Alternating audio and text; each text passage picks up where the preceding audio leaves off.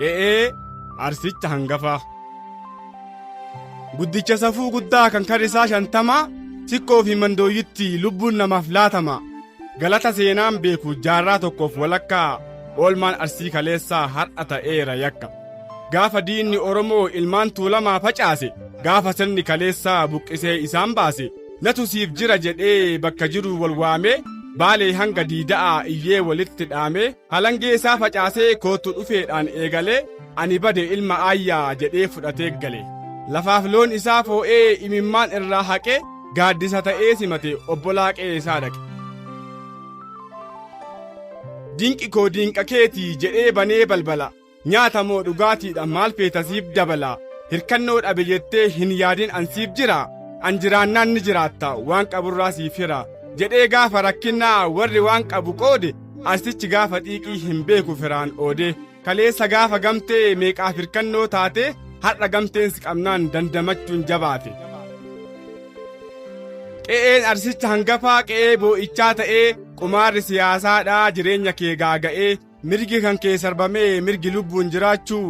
Callaa qottee galfattee si hanqisanii nyaachuu. Guutuu gootaraa keetii ibiddaan bobeessanii. Qe'eerraa si dhiibanii da'oo tee oneessanii. Nyaattee garaa hin qabdu dheebuudhaan waxalamte. Gaaddisa kee mulqinaan roobaaf aduun dhaanamte. Ilmaanuma kan keetiin dhiini kee dhangala'ee. Rasaasuma ilmaatiin lubbuun haadholii ba'ee. Deessuun kabaja dhabdee daandii gubbaatti da'aa. Kichuun abdii hegeree beeloftee lubbuun ba'aa.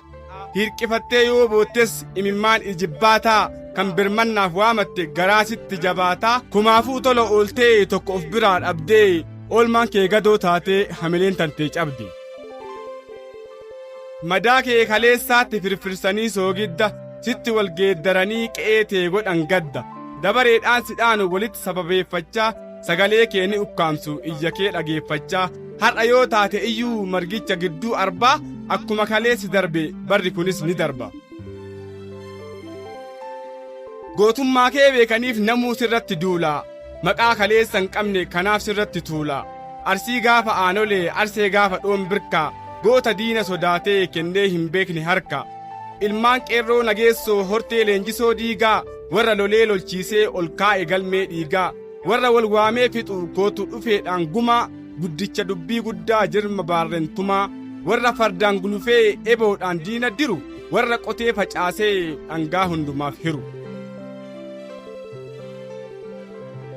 Ilmaan jeneraal Waaqoo hortee Aliyyii Xirrii. Adii dubbii adaadii hayyicha safuu sirrii. Haaj Abdullaahii Ganamoof hambaa nadhii gammadaa. Haqa kee hanqaaqanii maaliif dhugaan kee badaa. Dhukkubni kee na dhukkubaa madaan kee na laalessa. Ati nyaannaan ni quufaa beelli kee na beelessa. Arsii lafti baaleerraa hanga diida'aa ga'u. Osoo qabdu beeloftee hamaan kee haa beela'u. Galanni kee kanaami silaa kun siif hin malu. Wabii kee ta'ee rabbiin dhimma kee siif haa falu. Galanni kee kanaami silaa kun siif hin malu. Wabii kee ta'ee rabbiin dhimma kan kee haa falu. Waxabajjii 20 bara 2026 barreessee kan dhiyeesse an Awwal Abdurrooti.